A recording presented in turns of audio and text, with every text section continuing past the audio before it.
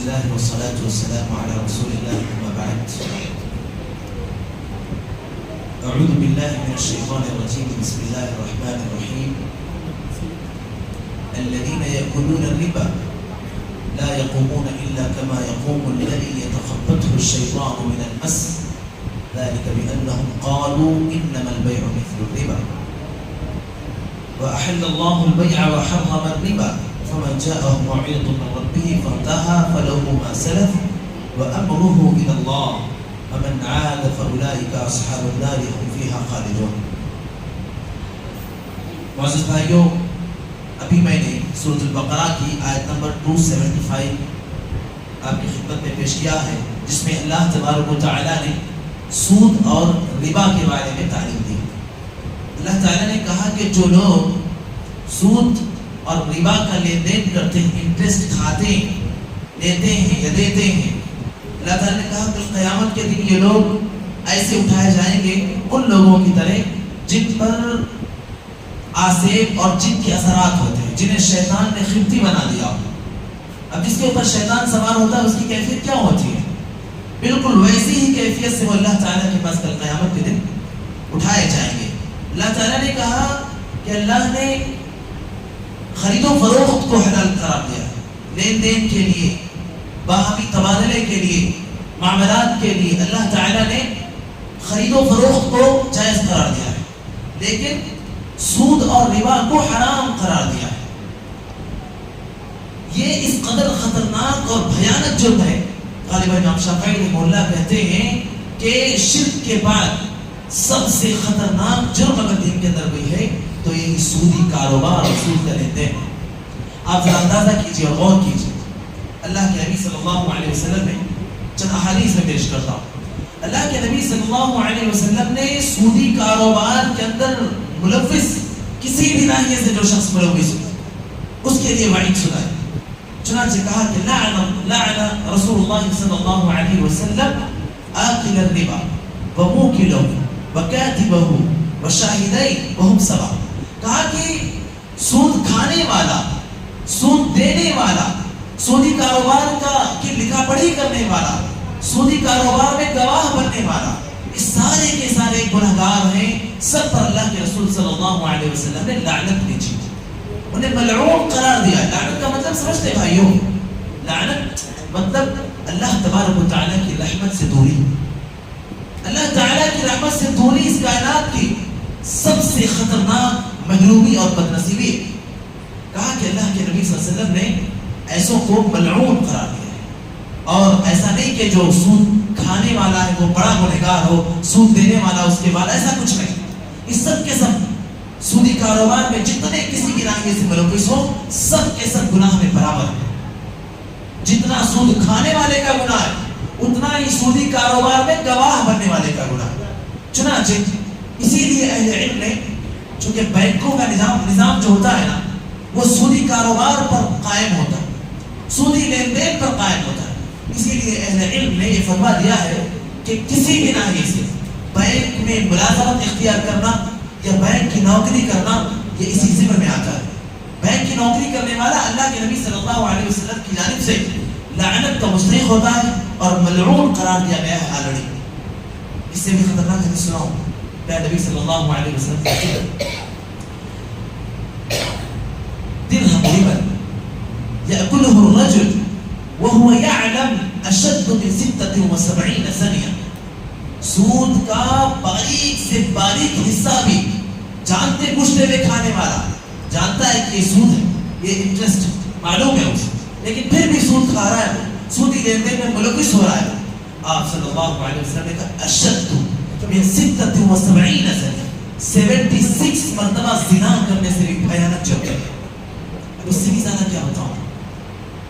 اس سے بھی بڑی بات کوئی ہو سکتی ہے؟ ہو سکتی ہے کیا بھائیوں؟ ہو سکتی.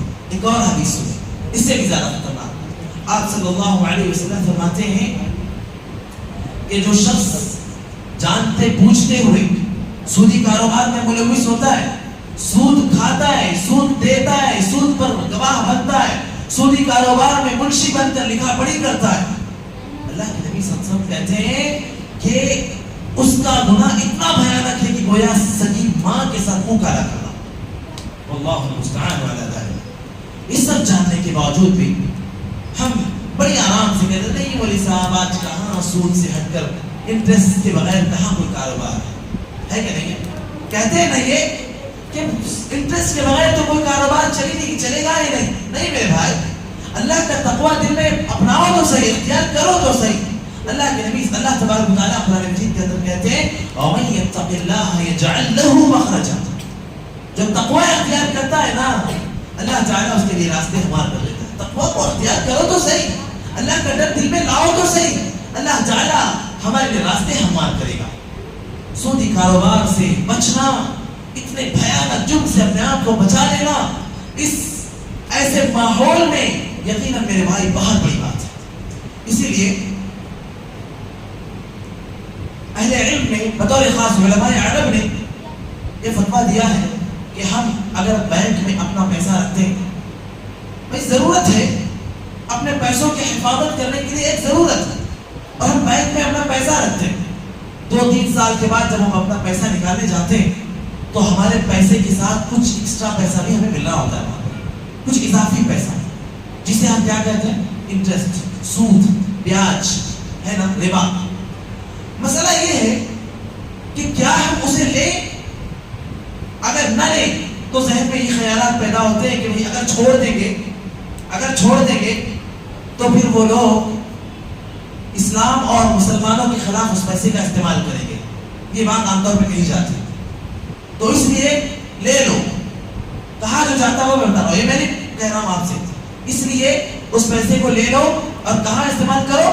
कोई कहता है कि टॉयलेट बनाने में इस्तेमाल कर दो, कोई कहता है कि रोड वगैरह बनाने में इस्तेमाल कर दो, कोई कहता है कि किसी गरीब को बगैर सवाब की उम्मीद के दे दो, कोई कहता है कि गैर मुस्लिम भाई को दे दो। क्यों? इसलिए कि गंदगी है, ये नापाकी है, इसलिए कोई गैर मुस्लिम भाई जो अशद मोहताज है, जिसको जरूरत है उसका काम निकल जाएगा, उसकी जरूरत पूरी हो जाएगी उसे। लेकिन इन सब में, इन तमाम ऑप्शंस में बेस्ट ऑप्शन जो है ना, वो ये है कि अल्लाह तबारक व तआला का तक़वा इख्तियार कीजिए, अल्लाह पर भरोसा कीजिए, और अगर जरूरत के तहत बैंक में पैसा रख रहे हैं तो जो इंटरेस्ट आपको मिल रहा है आप उसे छोड़ो, मत दो उसे न लो। अब मत डरो इस बात से कि उस पैसे का हमारे खिलाफ इस्तेमाल होगा। अल्लाह ताला हमारी हिफाजत करने वाला है ना। अल्लाह के फैसले के बगैर कुछ होता है क्या? अल्लाह ताला की मशीयत के से हटकर कुछ होता है क्या? फिर हम क्यों डरते? अगर हम जरूरत के तहत रख रहे हैं तो उस पैसे को वहीं छोड़ न ले वहां से, और उसके बाद जब लेंगे ही नहीं तो ये सारे इश्कालात, ये सारे मसाइल नहीं पैदा होंगे। मेरे भाइयों और दोस्तों, सूद के सिलसिले में अल्लाह तबारक व तआला ने कुरान मजीद में जो एक आयत करीमा नाज़िल की है ना, उस आयत करीमा को सुनने के बाद वो शख्स जिसके दिल में रत्ती भर भी ईमान होगा ना, ईमान का एक चिंगारी ईमान की भी होगी ना, वो इस आयत करीमा को सुनने के बाद इस पर अमल करने के जज्बे से यकीनन सूदी कारोबार में पड़ने से बहुत दूर है। अल्लाह ताला कहते हैं फ़अज़नू बिहर्बिन मिनल्लाहि व रसूलिही। सूदी कारोबार जो करते हैं उनके लिए अल्लाह ताला ने कहा, वो अल्लाह तबारक व तआला, अल्लाह ताला उनसे जंग का ऐलान करता। जंग का ऐलान अल्लाह ताला से जंग का ऐलान सुनने के बाद भला कोई हिम्मत और जसारत कर सकता है कि फिर उसी कारोबार में जाए और नऊज़ बिल्लाह अल्लाह ताला के मुकाबले में खड़ा हो, अल्लाह ताला से टकराने के लिए खड़ा हो? है किसी के अंदर ये जसारत, है किसी के अंदर ये हिम्मत?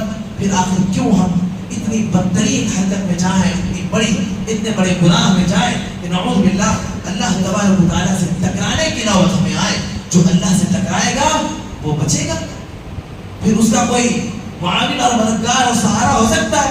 नहीं हो सकता। इसलिए मेरे भाइयों और दोस्तों, सूदी कारोबार से किसी भी नाके से हो, सूदी कारोबार से अपने आप को कोसों दूर रखने की जरूरत है। अल्लाह ताला ने कहा, या अय्युहल्लज़ीना आमनू तक़ुल्लाह वज़रू मा बक़िया मिनर रिबा इन कुंतुम मुमिनीन। बैंक में पैसा जमा किया, अगर आपको निकालने के वक्त में सूद दिया जा रहा है, अल्लाह ने कहा वज़रू मा बक़िया मिनर रिबा, छोड़ दो सूद, छोड़ दो रिबा, इंटरेस्ट मत दो उसे। अल्लाह का तक़वा इख्तियार करो। या अय्युहल्लज़ीना आमनू तक़ुल्लाह, अल्लाह से डरो, तक़वा इख्तियार करो। वज़रू मा बक़िया मिनर रिबा, छोड़ दो उसे। अल्लाह का तक़वा इख्तियार करेंगे, उसे छोड़ देंगे तो इंशाअल्लाह ताला हमारे खिलाफ उस पैसे का इस्तेमाल करने वाले وہ ناکام ہی ہوں گے۔ اللہ تعالیٰ ہم تمام مسلمانوں کی مدد فرمائے۔ اللہ تبارک تعالیٰ نے آگے اسی سورۃ آل عمران کی آیت نمبر 14 میں اللہ تبارک تعالیٰ نے کہا زُيِّنَ لِلنَّاسِ حُبُّ الشَّهَوَاتِ مِنَ النِّسَاءِ وَالْبَنِينَ والقناطير المقنطرة من الذهب والفضة والخيل المسومة والأنعام والحرث ذلك متاع الحياة الدنيا والله عنده حسن المآب۔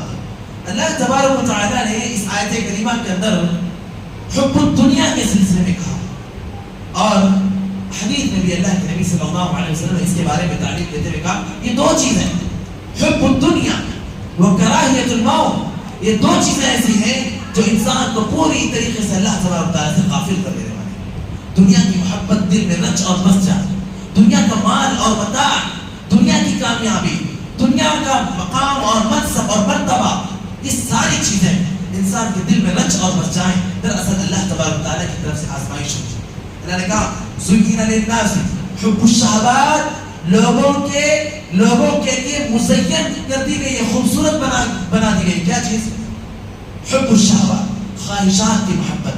کن چیزوں کی خواہشات کی محبت؟ من النساء، عورتوں کی خواہشات، والبنین، آل و اولاد کی خواہشات، والقناطیر المقنطرة من الذهب والفضة، سونے اور چاندی کے ڈھیر کی خواہشات، اور والخیل المسومة والانعام والحرث، بڑے بڑے چوپائے، اونٹ جنہیں بہت ہی قیمتی مال و متاع سمجھا جاتا ہے، ان سب چیزوں کی خواہشات کی محبت لوگوں کے دل میں رچا اور بسا دی گئی ہے اور ان کے لیے مزین کر دی گئی۔ اللہ تعالیٰ نے کہا ذَلِكَ مَتَاعُ الْحَيَاةِ الدُّنْيَا، یہ تو دنیا کی زندگی ہے۔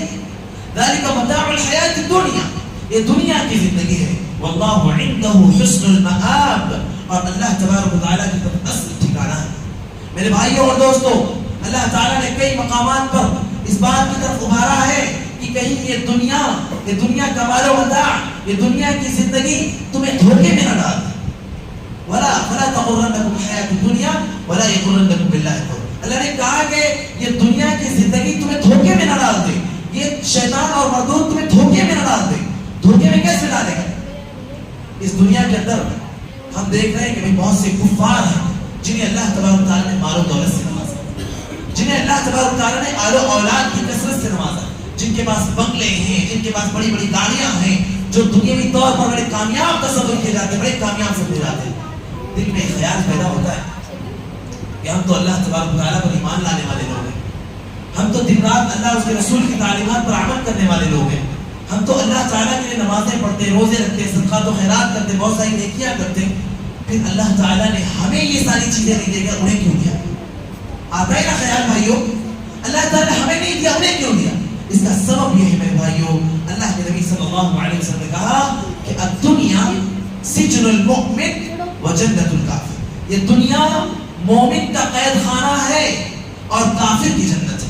اللہ تبارک و تعالیٰ آج یہ نعمتیں جو کافروں کو دے رہا ہے نا، کافروں کو جو نعمتیں دے رہا ہے نا، دراصل ہمارے لیے آزمائش ہے، امتحان بھی ہے ہمارے لیے۔ دیکھتے ہیں بندہ مال و دولت دوسروں کے پاس دیکھ کر کیا کرتا ہے، کیا اللہ تبارک و تعالیٰ کو کوستا ہے، کیا نعوذ باللہ اللہ تبارک و تعالیٰ سے شکوے کرتا ہے، کیا کرتا ہے بندہ؟ اللہ تبارک و تعالیٰ بندے کو آزماتا ہے۔ یہ ساری چیزیں انشاءاللہ تعالیٰ جو دنیا کا مال اور متاع ہے، اس سے کئی گنا زیادہ بہتر، کئی گنا زیادہ اچھا اللہ تبارک و تعالیٰ اہل ایمان کو دینے والا ہے۔ چنانچہ سونے اور چاندی کے برتنوں کے سلسلے میں اور اسی طریقے سے ریشم کے کپڑوں کے سلسلے میں اللہ کے نبی صلی اللہ علیہ وسلم نے کہا کہ تم ریشم کے لباس مت پہنو، سونے چاندی کے برتنوں میں مت کھاؤ۔ کیوں؟ کیونکہ جس نے سونے چاندی کے برتنوں میں کھایا فإنما يجرجر في بطنه نار جہنم، وہ اپنے پیٹ میں جہنم کی آگ بھر رہا ہے۔ اس کے بعد کہا فإن لهم في الدنيا ولكم في الآخرة، یہ چیزیں، یہ دنیا کا مال اور متاع، یہ سب کا سب کافروں کے لیے دنیا میں اللہ نے دے دیا، وَلَكُمْ فِي الْآخِرَةِ، تمہارے لیے بھی آخرت میں ہے، بلکہ اس سے کئی گنا زیادہ بہتر نعمتیں اللہ تبارک تعالیٰ نے آخرت میں ہمارے اور آپ کے لیے تیار کی ہوئی ہے۔ اس لیے اپنے آپ کو آزمائش میں ڈالنے کی ضرورت نہیں ہے، اپنے آپ کو چھوٹا سمجھنے کی ضرورت نہیں ہے۔ اگر ہم کسی کے پاس بہت زیادہ مال و دولت دیکھیں تو اس کے لیے ہمیں تعلیم دی گئی ہے۔ اللہ کے نبی صلی اللہ علیہ وسلم نے کہا کہ لا تنظروا انظروا الى من هو اسفل منکم ولا تنظروا الى من هو فوقکم فهو اجدر الا تزدروا نعمت اللہ علیکم. اللہ نے کہا مال و دولت اور دنیاوی اعتبار سے جو تم سے پچھڑے ہیں، جو تم سے کم ہوں، انہیں دیکھو، انہیں مت دیکھو جو تم سے اوپر ہوں. یعنی تمہارے پاس اللہ نے جو مال و دولت دیا ہے، تم سے کم درجے والے جو لوگ ہیں نا، ان کو دیکھو. ایسا کرو گے تو تمہارے دل میں اللہ تبارک و تعالیٰ کے شکر کے جذبات پیدا ہوں گے، اللہ تبارک و تعالیٰ کی نعمت کے شکریہ کے جذبات اور اس کے تشکر کے احساس پیدا ہوں گے. اور اگر تم اپنے سے اوپر والوں کو دیکھو گے تو کیا ہوگا؟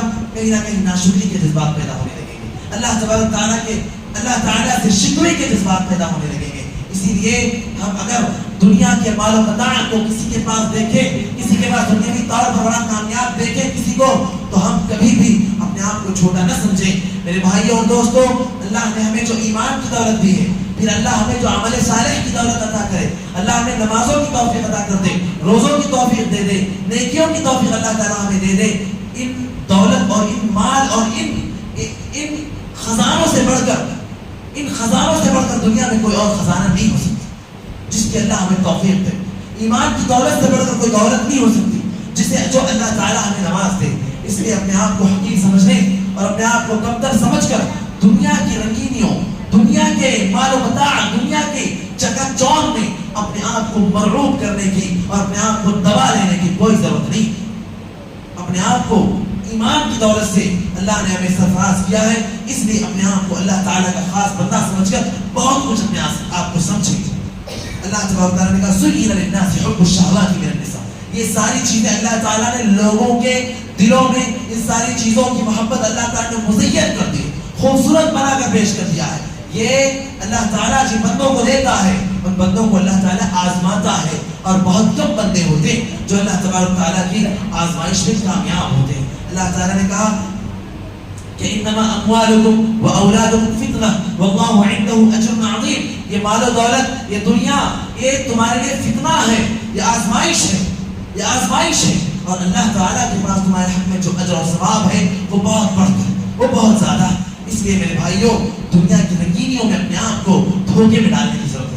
اللہ نے اگر ہمیں دیا ہے تو اللہ کے شکر کے جذبات سے اپنے آپ کو دور رکھ لینے کی اور محض دنیا داری میں پڑ جانے کی ضرورت نہیں ہے، بلکہ اللہ ہمیں دے تو اس پر شکر ادا کرنا چاہیے. ہمارے پاس نہ ہو تو ہمیں صبر کرنا چاہیے. اللہ کے نبی صلی اللہ علیہ وسلم نے کہا، بڑی پیاری حدیث، بڑی خوبصورت حدیث ہے. اللہ کے نبی صلی اللہ علیہ وسلم نے کہا عجبا لامر المؤمن، عجبا لامر المؤمن فان امره كله له خير. مومن کا معاملہ بڑا عجیب ہے، کیونکہ ہر حال میں اس کے لیے خیر ہی خیر ہے. عام زبان میں کہتے ہیں نا کہ چاروں انگلیاں گھی میں، کہتے ہیں نا، معلوم ہے کہ نہیں معلوم ہے یہ کہاوت، چاروں انگلیاں گھی میں، یعنی خیر ہی خیر، فائدہ ہی فائدہ، بھلائی ہی بھلائی. اللہ کے نبی نے کہا کہ عجبا لامر المؤمن، مومن کا معاملہ خیر ہی خیر، عجیب معاملہ. فإن أمره كله له خير وليس ذلك إلا للمؤمن. اور یہ صورتحال صرف مومن کے لیے ہوتی ہے. کیا صورتحال؟ ان اصابته ضراء ان اصابته سراء شکر فكان له خير. اللہ تعالیٰ اگر اسے بھلائی عطا کرتے، خیر عطا کرتے، خوشیاں عطا کرتے، مال و دولت عطا کرتے، اللہ تعالیٰ اگر اسے اپنی نعمتوں سے نوازتے ہیں تو کیا کرتا ہے؟ شکر ادا کرتا ہے. اور جب بندہ شکر ادا کرتا ہے تو اس کے حق میں خیر ہوتا ہے.